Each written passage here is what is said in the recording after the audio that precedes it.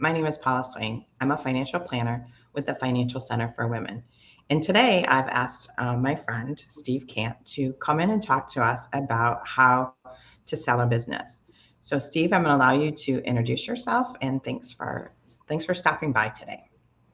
Go Well, ahead, Steve. Thanks for inviting me, Paula. My name is Steve Kandt. I'm with Praxis Business Brokers, and I've been a business broker for 15 years, and I help business owners sell their businesses, pure and simple.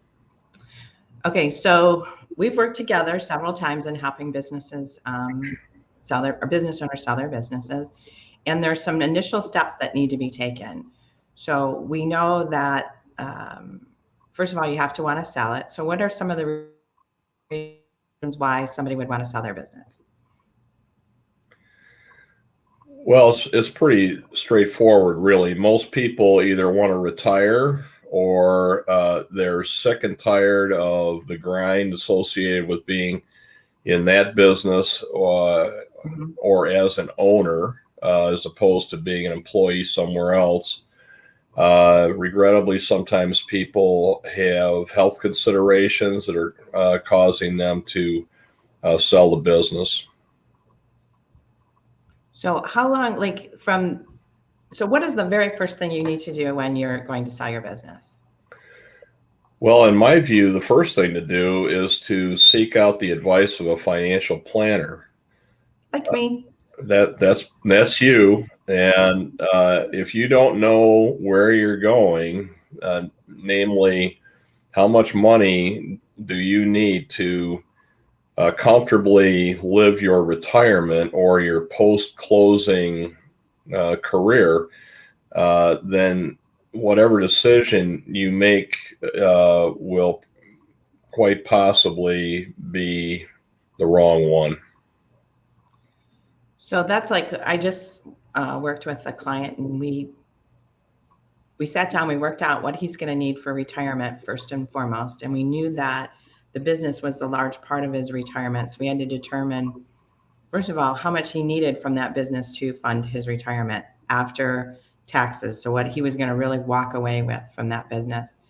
And then we did a business evaluation to determine what we could potentially, or what he could potentially sell that business for.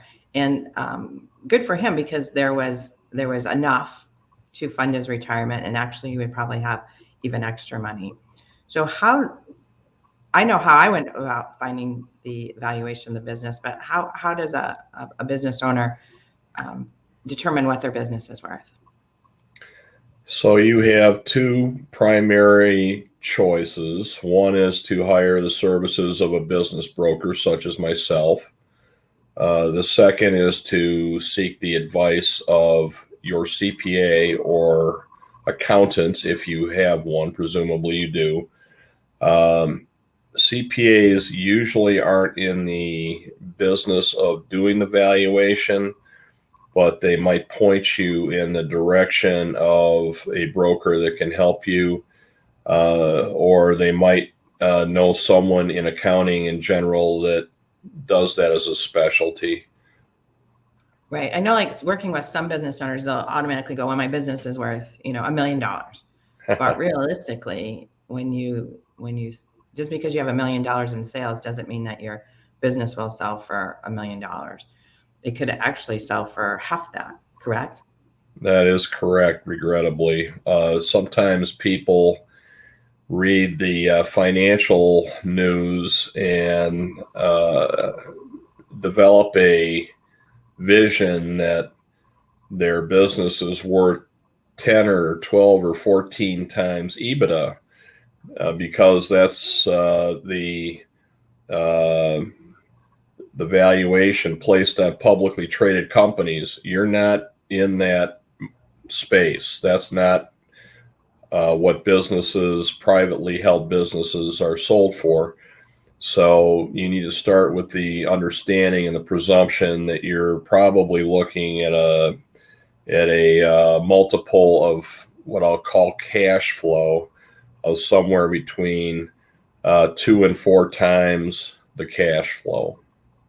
And that would vary, just depend on really how marketable your business is, correct? Or how profitable it is? Correct. It's a number of factors. The size of the cash flow will enhance the multiple.